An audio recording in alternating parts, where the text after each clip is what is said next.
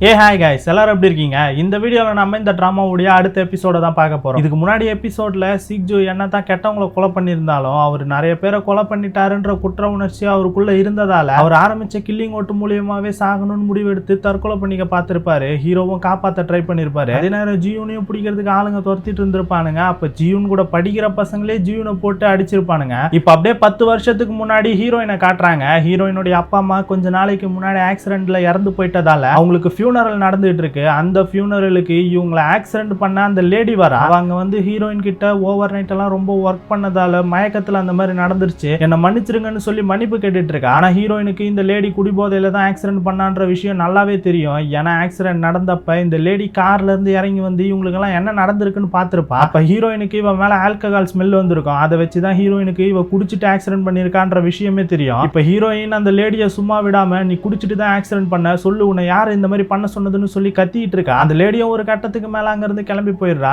இப்படியே ஒரு நாள் ஹீரோயின் அந்த லேடிக்கு எதிராக சில ஆதாரங்களை திரட்டி எடுத்துட்டு வந்து அவங்க அப்பா அம்மாவுடைய கேஸை இன்வெஸ்டிகேஷன் பண்ணிட்டு இருக்க போலீஸ் ஆபீசர் கிட்ட கொடுக்குறா. அதுல அந்த ஆக்சிடென்ட் பண்ண லேடி ஆக்சிடென்ட் ஆனதுக்கு அப்புறம் இறங்கி வந்து இவங்க அப்பா அம்மா உயிரோட இருக்காங்களான்றத பார்த்துட்டு அங்க இருந்து தப்பிச்சு ஓடி போயிருப்பா. அது மட்டும் இல்லாம ஹீரோயினுக்கு அந்த லேடி மேல ஆல்கஹால் ஸ்மெல் வந்திருக்கும்ல, அதையும் போலீஸ் கிட்ட ஹீரோயின் சொல்லி அவ குடிச்சிட்டு வண்டியை ஓட்டி இருக்கா, அவளுக்கு தகுந்த தண்டனையை நீங்க தான் வாங்கி தரணும்னு கேட்கறா. ஆனா போலீஸ் ஆபீசர் அந்த லேடியை உள்ள தூக்கி வைக்கிறதுக்கு ஹீரோயின் கொடுத்த எவிடன்ஸ் பத்தாதுன்னு சொல்லிடுறாரு. ஹீரோயின் அங்க இருந்து கிளம்பும் போது எதிரில் ஹீரோ வராரு. அந்த டைம்ல தான் ஹீரோக்கு டிரான்ஸ்ஃபருக்கான நோட்டீஸ்மே வந்திருக்கும். இப்படியே ஒரு நாள் ஹீரோயினுடைய தங்கச்சி அந்த ஆக்சிடென்ட் பண்ண லேடி ரொம்ப சந்தோஷமா வாழ்ந்துட்டு இருக்கிறத பாக்குறா. அதை பார்க்க ஹீரோயினுடைய தங்கச்சிக்கு பயங்கர கோவம் வருது. அப்ப அங்க வந்த ஹீரோயின் கிட்ட, அக்கா நீ எதுக்குக்கா போலீஸ் ஆகணும்னு நினைக்கிற, நீ ஒரு கொலைகாரி ஆவன், அந்த லேடி இப்படி சந்தோஷமா இருக்கிறத பார்க்கும் போது அவளை கொலை பண்ணணும்னு எனக்கு தோணுதுக்கா அப்படின்னு சொல்லிட்டு இருக்கா. இதை கேட்ட ஹீரோயினும் பெஸ்டான ரிவெஞ்ச் எது தெரியுமா, நம்ம சந்தோஷமா அவங்க முன்னாடி வாழ்ந்து காட்டுறது தான். நான் மட்டும் போலீஸ் ஆனா நம்மள மாதிரி கஷ்டத்துல இருக்கிற நிறைய பேருக்கு என்னால ஹெல்ப் பண்ண முடியும்னு சொல்லிட்டு அங்க இருந்து சந்தோஷமா கிளம்பி போயிருப்பா. இப்ப அப்படியே பிரசன்ட்ல ஹீரோ சிக்ஜு இருக்கிற லொகேஷனுக்கு அவருடைய டீமோட வந்திருப்பார்ல, அதை தான் காட்டுறாங்க. ஹீரோ அந்த இடத்துக்கு வரும்போது மேலதிகாரி கால் பண்ணி சிக்ஜுவை கொலை பண்ண சொல்றாரு. ஹீரோவும் எங்களுக்கு கொஞ்சம் டைம் கொடுங்க, நாங்க உயிரோட பிடிக்கிறோம்னு கேட்க மேலதிகாரி ஒத்துக்க மாட்டாரு. அவங்க 2 பேர் இருக்காங்க, ஒருவேளை அங்க பாம் வச்சிருந்தா என்ன பண்ணுவீங்க, ஆல்ரெடி லேட் ஆயிருச்சு, அவங்க 2 பேரையும் கொலை பண்றீங்கன்னு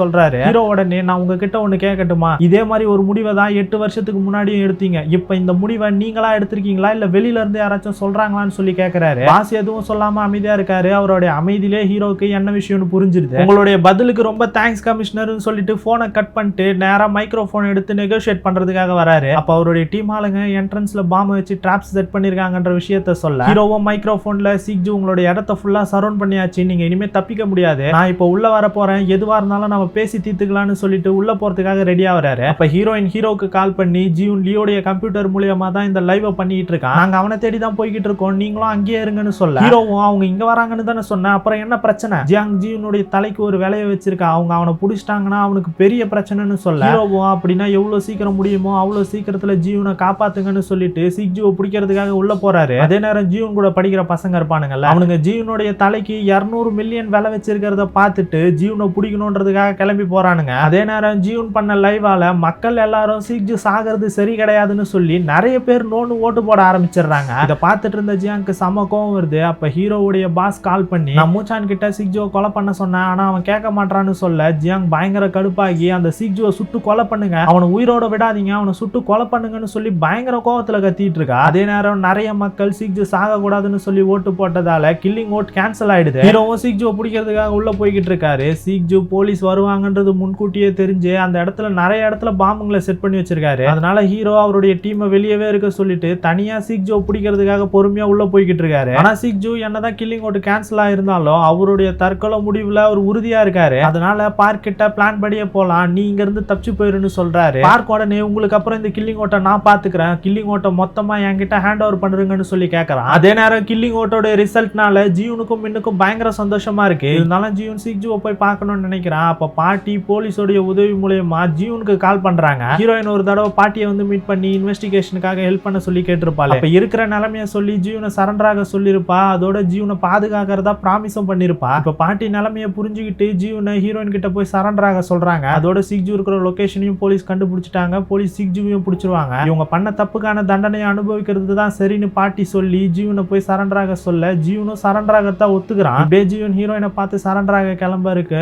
இவனுடைய கெட்ட நேரமா என்னன்னு தெரியல, இவனை பிடிக்கணும்னு வந்துட்டு இருந்த இவன் கூட ஸ்கூல்ல படிக்கிற அந்த பசங்க அங்க வந்துடுறாங்க. இன்னொரு பக்கம் பாட்டி பாட்டி ஹீரோயினுக்கு கால் பண்ணி ஜியூன் சரண்டர் ஆகிறதா சொல்லிட்டான். நீ எனக்கு அவனை பாதுகாக்கிறதா ப்ராமிஸ் பண்ணிருக்க, அதை மறந்துடாதுன்னு சொல்ல ஹீரோயினும் என்னால முடிஞ்ச பெஸ்ட்டை கண்டிப்பா நான் பண்றேன்னு சொல்லிட்டு இருக்கா. அதே நேரம் ஜியாங் கில்லிங் ஓட்டு கேன்சல் ஆனதுனால இதுக்கு மேல டூயை வச்சுட்டு எந்த ஒரு பிரயோஜனமும் இல்லைன்னு சொல்லி அவளுடைய அசிஸ்டன்ட்டை வச்சு டூயை கொலை பண்றதுக்காக போறா. அப்ப போலீஸ் வர சைரன் சத்தம் கேக்குது. ஒரு பக்கம் சிக்ஜு ஹீரோவுடைய டீமை கான்டாக்ட் பண்ணி ஹீரோ கிட்ட பேசணும்னு சொல்ல அவனுங்களும் காலை ஹீரோக்கு கனெக்ட் பண்றாங்க. கனெக்ட் பண்ணதும் சிக்ஜு ஹீரோ கிட்ட நீ நான் நினைச்சதை விட இங்க ரொம்ப சீக்கிரமா வந்துட்டேன் மூச்சன், அதனால நான் என் பிளானை சேஞ்ச் பண்ணிட்டேன். நீங்க இப்ப என்ன நினைச்சிட்டு இருக்கீங்கன்னு எனக்கு நல்லாவே தெரியும் சிக்ஜு, ஆனா இப்படி நீங்க பண்றது ரொம்பவே தப்பு. என்ன பண்றது மூச்சன், நான் சட்டத்துடைய சில விஷயங்களை மீறி இருக்கேன், அதுக்கு நான் தானே பொறுப்பு. இப்படி எல்லாத்தையும் அம்போன்னு விட்டு போனோம்னு நினைக்காதீங்க சிக்ஜு, உங்க கூட இருந்தவங்களுக்கு தானே அது கஷ்டமா இருக்கும். நீ ஒன்னும் கவலைப்படாத மூச்சன், ஜியூனை வற்புறுத்தி தான் நான் எனக்கு ஹெல்ப் பண்ண வச்சேன்றதுக்கான எல்லா எவிடன்ஸையும் ஆல்ரெடி ரெடி பண்ணி வச்சுட்டேன். என்னுடைய ஃப்ரெண்டும் லாயரும் ஜியூனையும் அவனுடைய பாட்டியும் பார்த்துப்பாங்க. ஆனா சிக்ஜு இன்னைக்கு ஜியூன் உங்களுக்காக என்னெல்லாம் பண்ணான்னு பாத்தீங்கல்ல, அவன் எவ்வளவு வருத்தப்படுவான் நீங்க போயிட்டீங்கன்னா. அவன் கண்டிப்பா என்னுடைய இழப்புல இருந்து மீண்டு வந்துருவான் மூச்சன், ஏன்னா அவன் ரொம்ப ஸ்ட்ராங்கான ஆளு அப்படின்னு சொல்லிட்டு சிக்ஜு காலை கட் பண்ணிடுறாரு. அதுக்கப்புறம் ஹீரோ அவருடைய டீமோட கொஞ்சம் கொஞ்சமா உள்ள போய்கிட்டு இருக்காரு. ஒரு பக்கம் சிக்ஜு தூக்க மாட்டிக்கிறதுக்காக ரெடியா நின்னுகிட்டு அங்க இருக்கிற ஒரு கண்ணாடி ஜன்னல் வழியா வெளியே இருக்கிற கடலை பார்த்துக்கிட்டு அவருடைய பொண்ணு நாராவை நினைச்சு பார்த்துட்டு இருக்காரு. இப்படியே கொஞ்ச நேரத்துக்கு அப்புறம் சிக்ஜு தூக்க மாட்டிக்க அந்த டைம்ல தான் ஹீரோ அங்க வந்திருப்பாரு. ஜன்னல் வழியா சிக்ஜு தொங்கிட்டு இருக்கிறதையும் பார்த்திருப்பாரு. இப்ப ஹீரோ அந்த கண்ணாடி ஜன்னலை உடைச்சிட்டு உள்ள போய் சிக்ஜு தொங்காதபடி அவருடைய காலை தூக்கி பிடிச்சிக்கிட்டு ஹெல்ப்புக்காக ஆளுங்களை கூப்பிட்டு இருக்காரு. அதே நேரம் பார்க் அங்க இருக்கிற ஒரு கார் எடுத்துக்கிட்டு அந்த இடத்துல இருந்து கிளம்புறான். இன்னொரு பக்கம் ஹீரோயினும் ஜோவும் ஜியூனும் இன்னொரு இடத்துக்கு வந்து பாக்குறாங்க. அங்க ரெண்டு பேருமே இல்ல. அதே நேரம் ஹீரோயினுடைய மொபைல்ல இன்னுமுமே மின் இருக்கிற லொகேஷன் காட்டல. அப்ப ஹீரோயின் அங்க ஒரு கில்லிங் ஓட்டு மாஸ்க் உடைஞ்சு போயிருக்கிறத பாக்குறா. அதே நேரம் ஜோக்கு ஜியூனுடைய மொபைல் கிடைக்குது. இது ரெண்டும் இந்த இடத்துல கிடைச்சதுக்கு அப்புறமா தான் கண்டிப்பா இங்க தான் இருந்திருக்கணும், ஏதோ நடந்திருக்கு, என்ன நடந்திருக்குன்னு தான் புரியலன்னு ரெண்டு பேரும் பதட்டத்துல இருக்க. ஹீரோயின் உடனே அங்க இருக்கிற ஒரு சிசிடிவி கேமராவை பாத்துறா.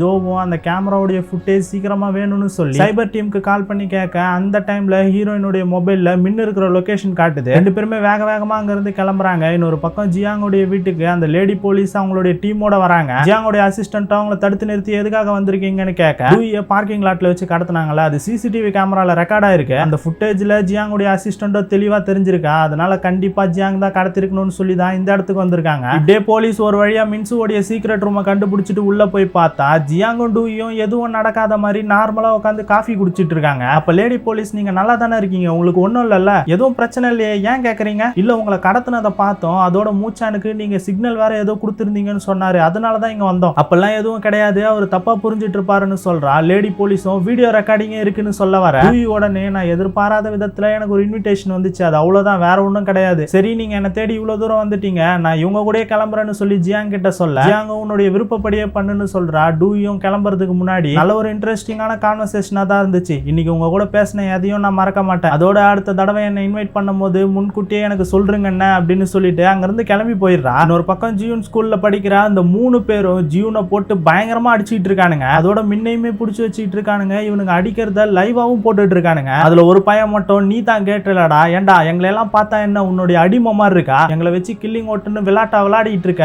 இப்ப நாங்க நடத்துறோம்டா உனக்கு கில்லிங் ஓட்டுன்னு சொல்லி 3 பேருமா ஜியூனை போட்டு பயங்கரமா அடிக்கிறானுங்க. அப்ப அடிக்கிற ஒருத்தனை மின்னு திட்டுறா. அவன் பயங்கர கடுப்பாய் மின்ன போட்டு அடிக்க ஆரம்பிச்சிடறான். இதை பார்த்து ஜியூன் தடுத்து அவன் கூட சண்டை போடுறான். அந்த பையனும் ஜியூனை அடிச்சு போட்டு கோவத்துல அங்க இருக்கிற ஒரு கம்பி எடுத்துக்கிட்டு ஜியூனை அடிக்கிறதுக்காக வரான். கூட இருக்கிற 2 பசங்களுக்குமே இவன் ஜியூனை கொன்றுவான் போலேன்னு சொல்லி பயமா இருக்கு. அந்த பையன் கம்பியை வச்சு ஜியூனை மட்டும் அடிச்சது இல்லாம மின்னையும் அடிக்கிறதுக்காக போறான். ஜியூன் உடனே எழுந்து அவனை தடுத்து பயங்கரமா போட்டு அடிக்க ஆரம்பிச்சிடறான். அப்பதான் அந்த இடத்துக்கு ஜியூனையும் மின்னையும் தேடி வந்துட்டு இருந்த ஹீரோயினும் ஜோவும் வராங்க. வெளியே நிக்கிற வண்டியோடைய நம்பர் பிளேட் எல்லாம் ஹீரோயின் போட்டோ எடுத்துக்கிறான். இப்படியே ஹீரோயினும் ஜோவும் உள்ள போக ஜியூன் சண்டை போட்டுட்டு இருக்கான். ஜியூனுக்கு ஹீரோயின் வந்தது தெரிஞ்சதுக்கு அப்புறம் அவன் எழுந்து போயிருப்பான். அப்பதான் அந்த பையன் கீழே இருக்கிற அந்த இரும்பு கம்பி எடுத்து ஜியூனுடைய தலையிலே அடிச்சிருப்பான். இதை பார்த்த ஹீரோயின் பயங்கர அதிர்ச்சியில துப்பாக்கியை மேல சுடுறா. அந்த பசங்க 3 பேரும் பயந்து அடிச்சுட்டு அங்கிருந்து ஓடி போயிடுறானுங்க. ஹீரோயினும் வேக வேகமா வந்து ஜியூனுக்கு என்னாச்சுன்னு பாக்குறா. அப்ப ஜியூன் ஹீரோயின் கிட்ட நான் சரண்டராங்களான்னு இருந்தேன் தெரியுமான்னு சொல்றான். ஹீரோயினும் எனக்கு தெரியும்னு சொல்லிட்டு அவனுடைய தலையை பாக்குறா. அவனுடைய தலையில இருந்து பயங்கரமா ரத்தம் வந்துட்டு இருக்கு. இதை பார்த்த ஹீரோயின் கால் பண்ணி ஹெல்ப்புக்காக ஆளுங்களை சீக்கிரமா வர சொல்லிட்டு இருக்கா. அதோட ரத்தம் நிறைய போகாதபடி துணியை வச்சு நல்லா டைட்டா புடிச்சுக்கிறா. இன்னொரு பக்கம் ஹீரோ சிக்ஜுடைய காலை பிடிச்சிட்டு ஹெல்ப்புக்காக ஆளுங்களை கூப்பிட்டாருல, அவருடைய டீம் ஆளுங்களும் சீக்கிரமா அந்த இடத்துக்கு வந்துடுறாங்க. சிக்ஜுவை கீழே இறக்க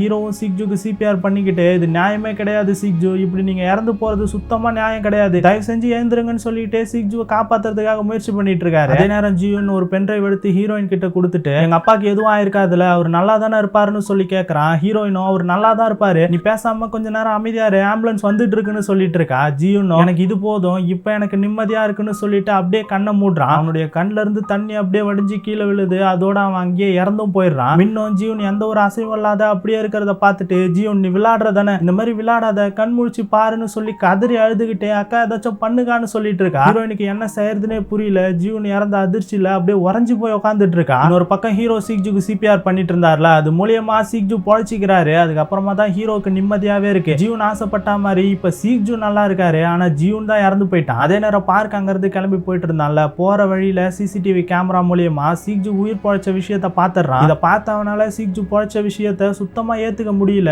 ஹீரோ மேல பயங்கர கோவத்துல கத்திட்டு இருக்கான். அப்படியே உயிர் பொழைச்ச சிக்ஜுவை அங்கிருந்து அரெஸ்ட் பண்ணி வெளியே கூப்பிட்டு வராங்க. அப்ப ஹீரோவோட டீம்ல இருக்கிற போலீஸ் ஆபீசர் ஹீரோவை கூப்பிட்டு, பார்க் இங்க இருந்து ஒரு கார்ல தப்பிச்சு போயிட்டான் சார், நாங்க அவனை ட்ராக் பண்ணிட்டு தான் இருக்கோம். அப்புறம் சார் இன்னொரு விஷயத்தையும் சொல்லணும், ஜீவன் இறந்துட்டான் சார்னு சொல்றாரு. ஹீரோக்கு பயங்கர அதிர்ச்சியா இருக்கு. அவரால் நம்பவே முடியல. சிக்ஜுவும் ஜீவனுடைய பேர் அடிபடுறதை கேட்டதும் மூச்சான் ஜீவன் எங்க இருக்கான்னு சொல்லி கேக்குறாரு. ஹீரோக்கு என்ன சொல்றதுன்னே தெரியாம அமைதியா நின்னுட்டு இருக்காரு. அப்ப அங்க வந்த ஹீரோயின் நேரா வந்து சிக்ஜு அடிச்சுக்கிட்டு, இது எல்லாம் உங்களுடைய தப்பு தான், எல்லாம் உங்களால தான், அவன் கடைசி வரைக்கும் உங்களை பத்தி தான் கவலைப்பட்டுட்டு இருந்தான், வெளியே வந்த ஆபத்துன்னு தெரிஞ்சுமே உங்களை காப்பாத்தணும்ன்றதுக்காக வெளியே வந்தான், அப்படி அந்த அப்பாவி பையனை இதில் இழுத்து விட்டு என்னத்தை தான் சம்பாரிச்சிங்கன்னு சொல்லி கேட்கறா. சிக்ஜுக்கு ஒண்ணுமே புரியல. என்ன சொல்றீங்க, என் பையனுக்கு என்னாச்சு, மூச்சான் நீ சொல்லு, என் பையனுக்கு என்னாச்சு, ஜீவனுக்கு என்னாச்சுன்னு சொல்லி கேட்கிறாரு. ஹீரோவும் ஜீவனுடைய தலைக்கு ஒரு விலையை வச்சிருந்தாங்க, அது ஒரு பெரிய ஆபத்துல போய் முடிஞ்சிருச்சுன்னு சொல்றாரு. அதுக்கப்புறமா தான் சிக்ஜுக்கு என்ன விஷயம்னே கொஞ்சம் கொஞ்சமா புரியுது. அவரும் அவனுக்கு ஒண்ணு பெருசா எதுவும் அடிப்படல, அவன் நல்லா தானே இருக்கான், மூச்சான் அவனுக்கு எதுவும் இல்லைல்ல, நான் தான் சாகணும்னு நினைச்சேன், அவன் கிடையாது, அவனுக்கு எதுக்காக இப்படி நடக்கணும்னு சொல்லி பயங்கரமா கதறி அழுகுறாரு. ஹீரோக்கு என்ன சொல்றதுனே புரியல. அவரும் கண் கலங்கி நின்னுட்டு இருக்காரு. ஹீரோயினும் கண் கலங்கி நின்னுட்டு இருக்கா.